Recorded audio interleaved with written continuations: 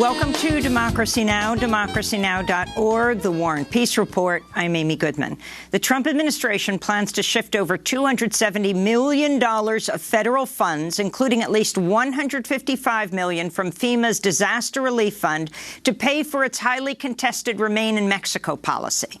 The funds would pay for temporary courts on the southern border to hear cases of asylum seekers who've been forced to return to Mexico while their cases proceed through the U.S. legal system. The money will also be used to add nearly 7,000 more spaces to immigration prisons. The news comes as Puerto Rico is bracing for Tropical Storm Dorian, which could make a direct hit on the island and strengthen into a hurricane later today. Puerto Rico's Governor Wanda Vazquez has declared a state of emergency for the island. On Tuesday, President Trump used the impending storm to take a jab at Puerto Rico, tweeting, "Wow. Yet another big storm heading to Puerto Rico. Will it ever end? Congress approved $92 billion for Puerto Rico last year, an all-time record for its kind for anywhere," unquote. San Juan Mayor, vocal Trump critic Carmen Yulín Cruz responded by saying in a CNN interview, quote, "Trump's behavior, his lack of understanding is ludicrous. 3,000 Puerto Ricans did not open their eyes this morning because this racist man did not have it within him to do his job. So get out of the way and let people who can do the job get the job done," the San Juan mayor said. The 3,000 people is referring to the death toll from 2017's devastating Hurricane Maria. In other immigration news, the Washington Post is reporting President Trump has ordered his staff to speed up the construction of his border wall before the 2020 election, even if it means breaking the law. Trump reportedly told aides he will pardon them if they face any legal repercussions related to the request, which could include seizing private land, expediting billions of dollars of construction contracts, and ignoring environmental regulations.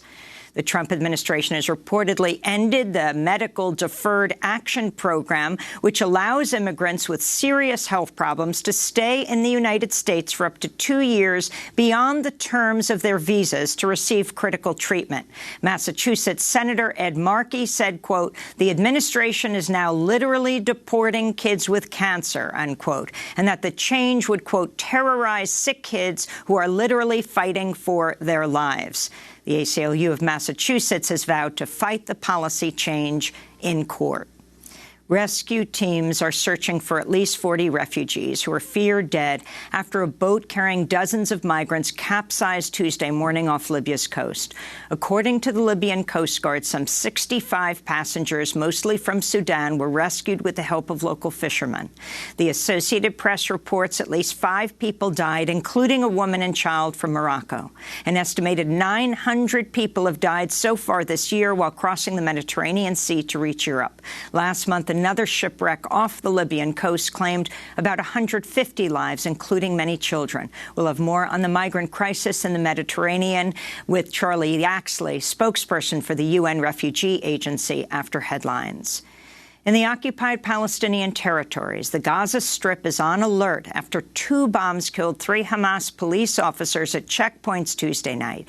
The deaths were reported by the Interior Ministry. Palestinian officials blamed the attacks on Israel, but other sources say a group linked to the Islamic State might be responsible.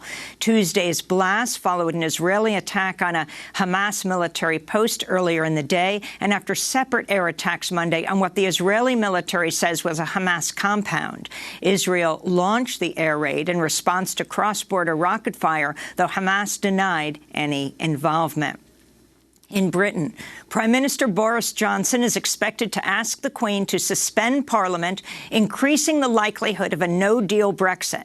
Johnson will reportedly request Parliament be closed from mid-September to mid-October, meaning lawmakers who oppose a no-deal exit from the European Union would have very limited time to pass legislation supporting any other measures. The UK is scheduled to leave the European Union on October 31st. Back in the United States, 16 accusers of the deceased serial sexual predator Jeffrey Epstein appeared in a New York City federal court Tuesday to describe their experiences of sexual abuse at Epstein's hands. Jeffrey Epstein was represented by an empty chair next to three of his lawyers. Epstein was found dead in his Manhattan jail cell earlier this month of an apparent suicide, and prosecutors requested charges against him be dropped. But U.S. District Judge Richard Berman decided to allow survivors of Epstein's abuse testify against him. This is attorney Gloria Allred speaking outside the courthouse. It took a lot of courage for them to write the statements and to have their voice heard, and I really commend them for being here, because Jeffrey Epstein's death, whether it was a suicide or murder, does not end the case. Does not end their fight for justice. It does not end their feeling that they were manipulated and victimized and that they were child victims of Mr. Epstein. So today they spoke truth to power. They spoke truth to what happened to them. The Washington Post is reporting Attorney General William Barr is planning a $30,000 holiday party at Trump International Hotel in Washington, D.C. The event is reportedly not an official Justice Department party and will be paid for directly by Barr. Critics say, although the event would not be a legal violation, it skirts an ethical line. Maryland and the District of Columbia previously argued in a lawsuit foreign governments and other entities patronized the Trump Hotel in order to curry favor with the president, putting other businesses at a disadvantage, a violation of the Emoluments Clause. A federal judge temporarily blocked Missouri's contested 8-week abortion ban Tuesday, one day before it was set to take effect. The ban, which does not include exceptions for rape or incest, would penalize abortion providers who perform the procedure after 8 weeks before many people are even aware they're pregnant. A lawsuit filed by Planned Parenthood and the Missouri ACLU challenging the law is currently being argued. Purdue Pharma and its owners, the Sackler family, have offered to settle the more than 2,000 lawsuits against them for their role in the opioid crisis for $10 to $12 billion. The sum includes $3 billion from the Sackler family fortune. The deal was reportedly discussed last week by Purdue's lawyers and includes a plan for Purdue to declare Chapter 11 bankruptcy before restructuring into a for-profit public benefit trust that would allegedly serve the many plaintiffs suing the company. The Sackler family would relinquish ownership of Purdue under the deal. The news came out the same day as the landmark ruling in Oklahoma that found Johnson & Johnson helped fuel the state's opioid crisis. The company was ordered to pay over $500 million. Purdue Pharma was also sued by Oklahoma, but settled before any trial took place. Independent Senator 2020 hopeful Bernie Sanders has released a plan to protect independent journalism and end the consolidation and corporate control of media outlets.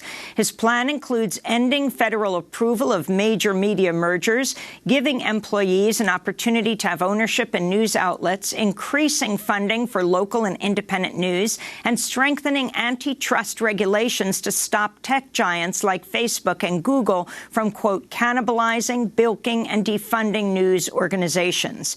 Sanders notes President Trump's assault on the press has further threatened the media landscape. In other news about Senator Bernie Sanders, the Vermont senator picked up his first labor endorsement from the United Electrical Radio and Machine Workers of America. The group also backed Sanders' run in 2016. Sanders recently announced his workplace democracy plan, which would seek to double union membership, bolster collective bargaining, end right-to-work laws, and protect worker pensions. A 17-year-old Palestinian student who was scheduled to start his freshman year at Harvard University was denied entry into the United States last week and had his visa revoked. Ismail Ajawi told the Harvard Crimson he was interrogated by immigration officials upon his arrival at Boston's Logan Airport on Friday. They reportedly questioned his religious practices and searched his phone and computer, revealing posts by friends that were critical of U.S. policy. Ajawi, who was to attend Harvard University on a full scholarship, was ultimately sent back to his home in Lebanon. PEN America's Summer Lopez said in a statement, quote, "The idea that Ajawi should be prevented from taking his place at Harvard because of his own political speech would be alarming.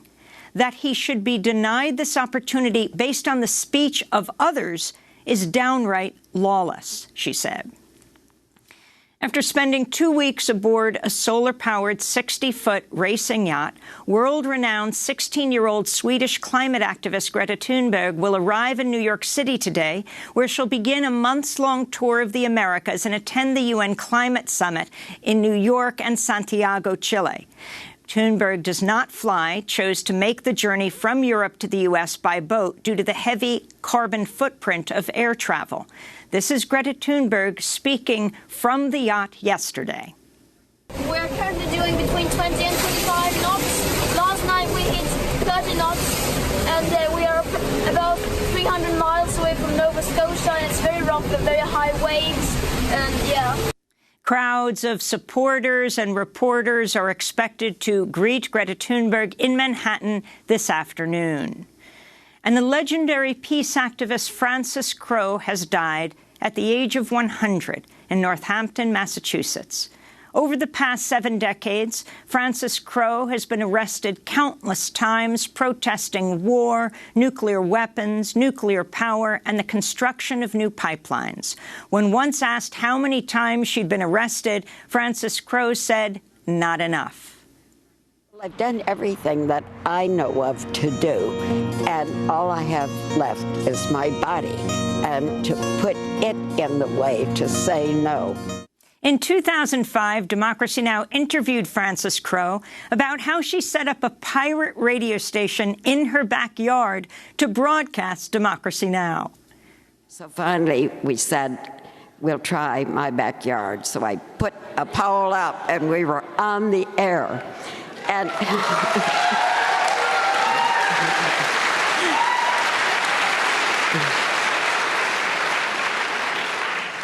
and you know, I've never broken a law that I felt better about.